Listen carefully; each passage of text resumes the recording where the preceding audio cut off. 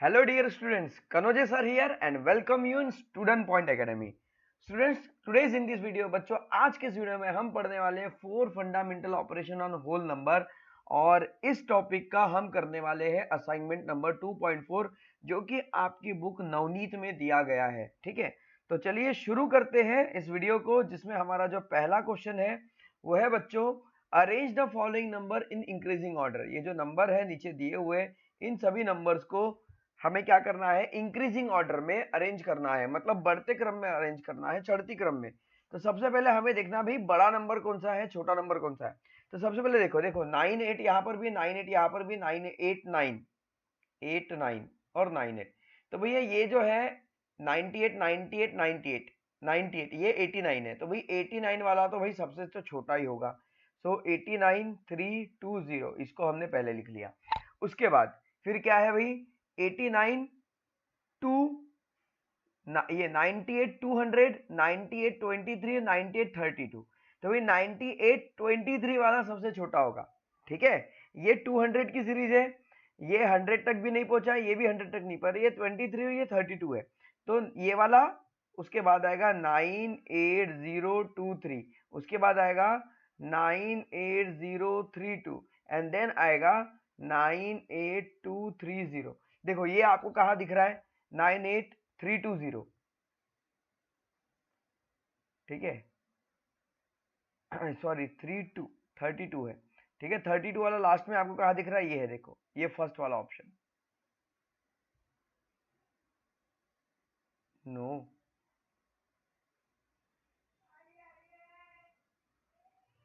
हाँ देखिए सॉरी, यहाँ पर 230 ही आएगा। तो यहाँ पर देखिए जो डी वाला है ये करेक्ट आंसर होगा। ठीक है, डी को हम यहाँ पर सर्कल कर देंगे।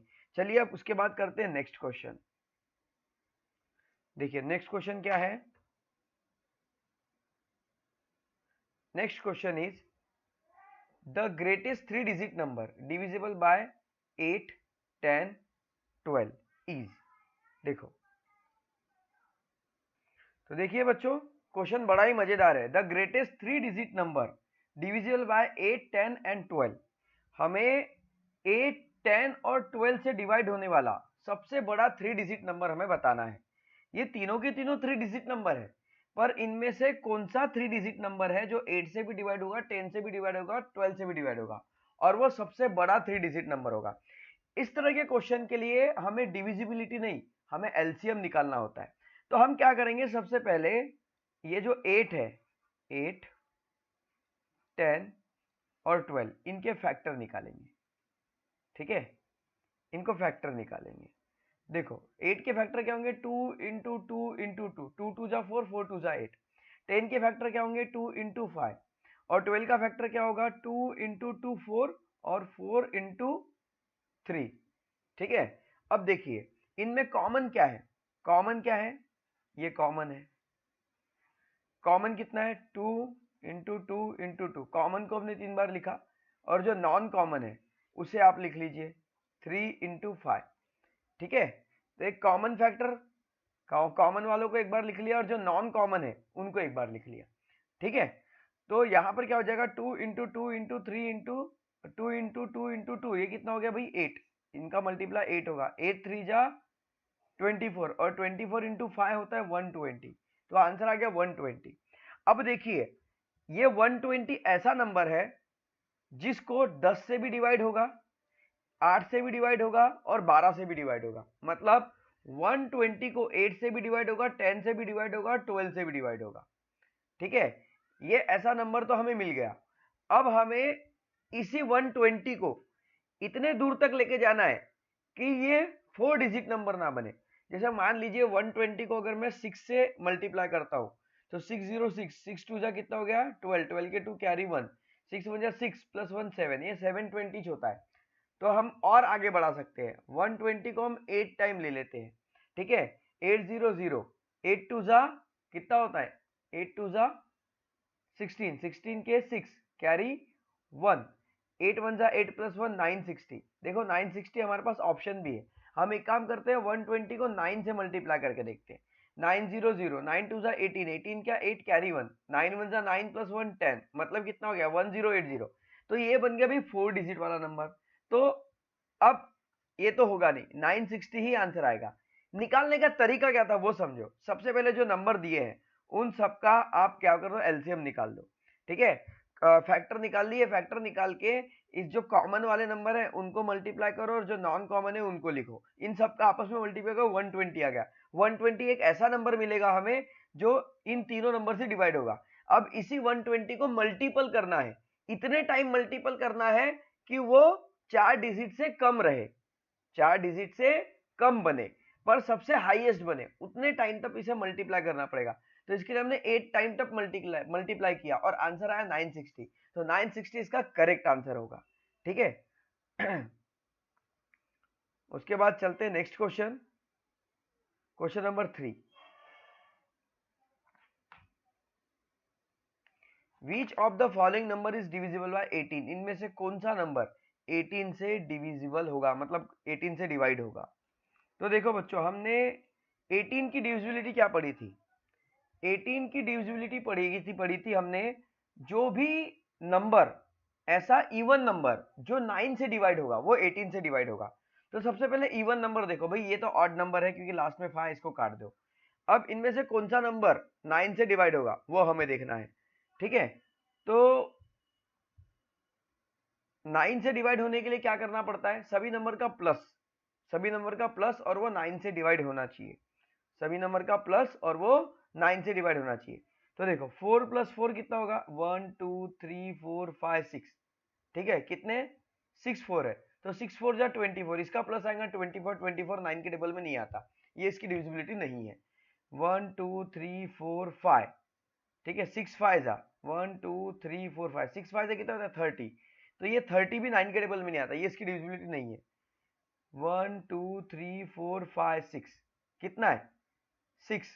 6 कितने टाइम है? 6 टाइम है। 6 6 जा 36, इसका जो सम आएगा वो 36 आएगा और 36 9 के टेबल में आता है। इसका मतलब ये जो ऑप्शन डी है ये करेक्ट ऑप्शन होगा। इस मुश्किल से क्वेश्चन को हमने आसानी से कैसे किया, इसके लिए हमें पता थी डिविजिबिलिटी, और डिविजिबिलिटी के हिसाब से हमने इस क्वेश्चन को बड़े आसानी से सॉल्व कर लिया। हमें क्या पता था कि भाई 9 18 की डिविजिबिलिटी क्या है? जो नंबर 9 के टेबल में आता है पर 9 के टेबल में आने वाला इवन नंबर, जो 9 के टेबल में आने वाला हर इवन नंबर 18 के टेबल से डिवाइड होगा। जैसे 9 का टेबल देखिए 18, फिर 27 936। ठीक है, तो देखो यहाँ पर ये देखो, ये भी 18 के टेबल से नहीं आता। जैसे ये 2 और 7 ये इवन नंबर नहीं है, ये ऑड नंबर है, ये 18 के टेबल में नहीं आएगा। पर ये जो इवन नंबर है ये 18 के टेबल में आ रहा है। ठीक है, तो इस तरह से जितने भी इवन नंबर होंगे वो 9 के टेबल में आएंगे। तो हमने 9 के टेबल में जितने भी इवन नंबर आएंगे वो सारे नंबर 18 से डिवाइड होंगे। तो वही लॉजिक यहाँ पर हमने लगाया और इन सब का प्लस करके हमने देखा 36 मिल गया और ये 18 से डिवाइड हो रहा है। ठीक है, चलिए अब करते हैं next question number 4। So now question number 4। Question number 4 बहुत इजी है। There are 14 row in a parking lot. एक पार्किंग लॉट है, मान लीजिए ये एक पार्किंग लॉट है, इसे हटा दे। मान लीजिए ये एक पार्किंग लॉट है और इस पार्किंग लॉट में कितनी रो है? 14 रो है।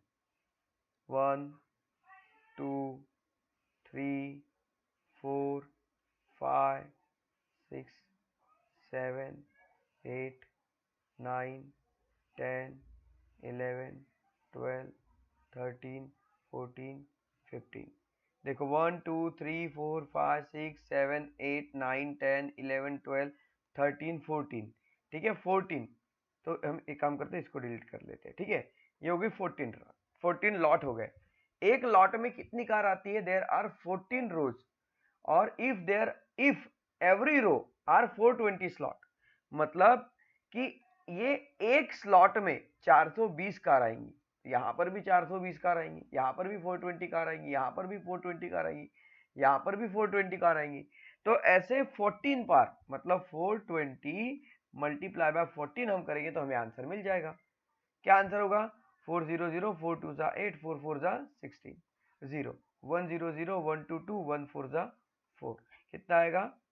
0 8 8 5 5880। जो ऑप्शन बी है ये करेक्ट आंसर होगा, है ना। चलिए अब करते हैं next question number 5।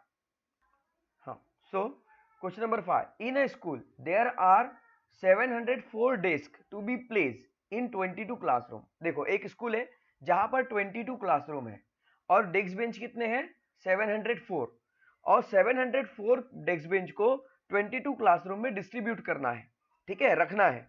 If the same number of desk is place in each classroom, मान लो कि सभी क्लासरूम में एक जैसे नंबर ऑफ डेस्क रख दिए, मतलब सभी क्लासरूम में अगर 20 डेस्क रखना है तो 20 रखना है, मतलब जैसे अगर 32 रखना है तो 32 सभी क्लास में रहेंगे, 34 रहेंगे तो 34 सभी क्लास में रहेंगे, 42 अगर है तो 42 सभी क्लास में रहेंगे, 44 अगर तो 44 सभी क्लास में होंगे। भाई वो कौन से नंबर है, मतलब कितने डेस्क हर क्लास में आएंगे वो हमें पता करना है। तो उसके लिए क्या करना है, सिंपल सा फॉर्मूला है, 704 को 22 से डिवाइड कर दो। 22 3 जा 66 माइनस कितना बचा 70 माइनस 66 4, 22 2 जा 44, कितना है 32। तो हर क्लास में कितने डेस्क बेंच होंगे 32 बेंच होंगे, है ना, कितना सिंपल। चलिए अब करते हैं नेक्स्ट क्वेश्चन। चलिए देखिए, the sum of the digit of two number is subtract from the number, the resulting number is always divisible by. देखो ये क्वेश्चन जो है इसमें कोई नंबर नहीं है, ये एक ट्रिक है, ये एक लॉजिक है मैथ्स का, ये बहुत ही बढ़िया है। आप इस तरह के क्वेश्चन किसी से भी पूछ सकते हो, कोई भी दो डिजिट का कोई भी एक नंबर ले लो, कोई भी नंबर ले लो, ठीक है, उस नंबर को के सम, जैसे मान लो कि मैंने एक नंबर लिया 12, ठीक है, इस 12 में कौन कौन से नंबर है, 12 में जो नंबर है वो है 1 और 2, 1 प्लस 2 कितना होगा 3, तो 12 से अगर मैं 3 माइनस करूं तो आंसर क्या आएगा 9, तो ये 9 के टेबल से डिवाइड हो जाएगा। चलिए हम बड़ा कुछ अलग नंबर लेते हैं, 4 और 8 लिया हमने, ठीक है, 48 हो गया। 4 और 8 कितना होता है बच्चों, 8 प्लस 4 12, चलो इसमें से 12 माइनस कर लो, 8 में से 2 गया 6, 4 में से 1 गया 3, 36। देखो ये भी 9 से डिवाइड हो रहा है, ठीक है, कोई भी नंबर ले लो, चलो हम 98 ले लेते हैं, इसको प्लस कर लो, ठीक है, 9 और 8 कितना होगा 17, 17 को माइनस कर दो इसमें से, 8 में से 7 गया 1, और 9 में से 8 1 गया 8, 81। देखो ये 9 से डिवाइड होता है, मतलब कि आप कोई भी नंबर लो और उस नंबर को लिखो और उसी नंबर के डिजिट को ऐड करके जो भी आंसर आता है उससे उसको सब्ट्रैक्ट करो, तो जो आंसर आपको मिलेगा वो हर आंसर हमेशा 9 से डिवाइड होगा। ये ट्रिक समझ में आई। इस क्वेश्चन को ध्यान में रखना, 2018 में पूछा गया था, ये प्रश्न कभी भी पूछा जा सकता है, बहुत इंपॉर्टेंट क्वेश्चन है। चलिए अब करते हैं क्वेश्चन नंबर 6।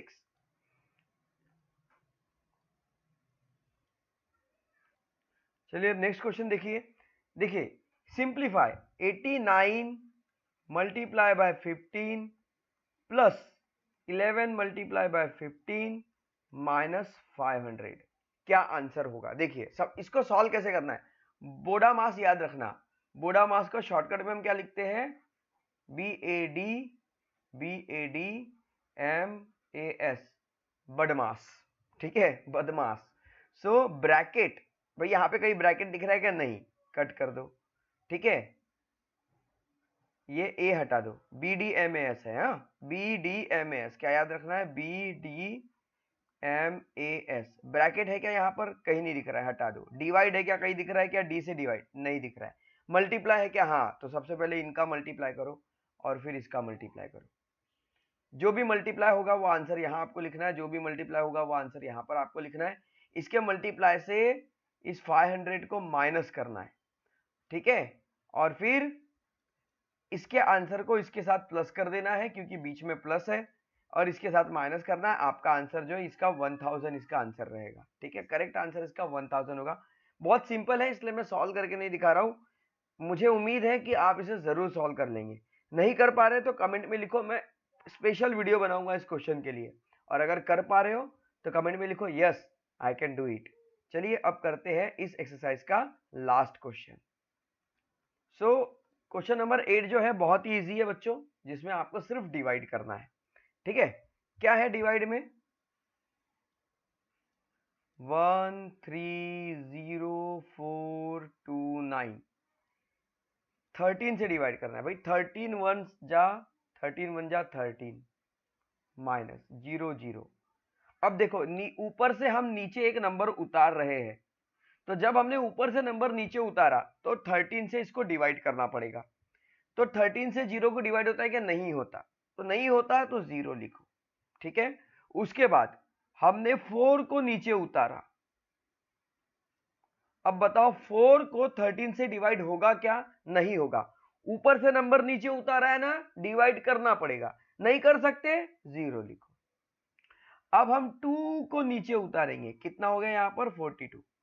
भाई 13 से 42 को डिवाइड होगा क्या? होगा, 3 टाइम 13 3 जा 39 माइनस कितना बचेगा? 3 बच जाएगा यहाँ पर। अब हम 9 को नीचे उतारेंगे तो कितना हो जाएगा? 39। 13 3 जा 39 0 0। क्या क्वेश्चन मिला हमें? आंसर क्या मिला? 10003। तो ये जो है ये हमारा करेक्ट आंसर होगा 10033।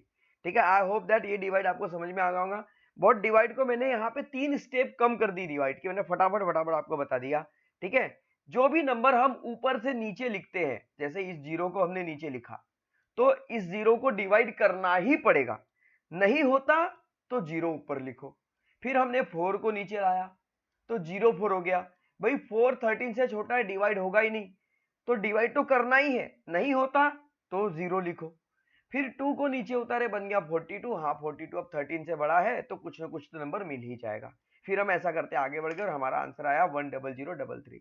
आई होप दैट आज का वीडियो आपको जरूर समझ में होगा और इस वीडियो में लिए गए सारे क्वेश्चन आपको जरूर अच्छे से समझ गए होंगे। वीडियो अगर अच्छा लगा तो वीडियो को लाइक जरूर कर दो और अपने सभी फ्रेंड्स के साथ इसे शेयर जरूर करो, ताकि सभी के सभी नवोदय के एग्जाम में बहुत अच्छे से अच्छे मार्क लेकर पास हो सके और उनका सिलेक्शन हो सके। तो दोस्तों मिलते हैं अगली वीडियो में। टिल देन बाय बाय बच्चों। मुझे अभी पढ़ाने में बहुत प्रॉब्लम हो रही है क्योंकि मेरा गला बहुत खराब है, भारी चल रहा है, पर मैं स्टडी को रोक नहीं सकता, ये तो मुझे करना ही पड़ेगा। So sorry for this inconvenience. इस इनकन्वीनियंस के लिए माफ कीजिए बच्चों। ठीक है, मैं पूरी कोशिश कर रहा हूँ, ठीक है। पर बहुत ज्यादा कंटिन्यूअसली बोलने की वजह से स्कूल में भी जाओ वहां पर भी कंटिन्यूअसली बोलना पड़ता है। उसके बाद एक ही नहीं, मेरे यूट्यूब पर 4 चैनल अलग अलग है, चारों चैनल में मुझे अलग अलग तरह से बोलना पड़ता है, अलग अलग तरह से पढ़ाना पड़ता है। रोज की मुझे 4 से 5 वीडियो रिकॉर्ड करनी पड़ती है। मेरा गला जो है पूरा भारी हो जाता है, एंड तक आते आते मेरा गला इतना भारी हो जाता है कि मैं क्या बताऊं। पर थोड़ा सा एडजस्ट कर लीजिए प्लीज, ठीक है। जैसे ही और ट्रीटमेंट चल रहा है गले का, जैसे ही ठीक हो जाएगा, साउंड क्लियर हो जाएगा मेरा। Okay so students, please video को लाइक जरूर कीजिए, बहुत मेहनत लग रही है, चैनल को सब्सक्राइब जरूर कीजिए। मिलते हैं अगले वीडियो में, बाय बाय।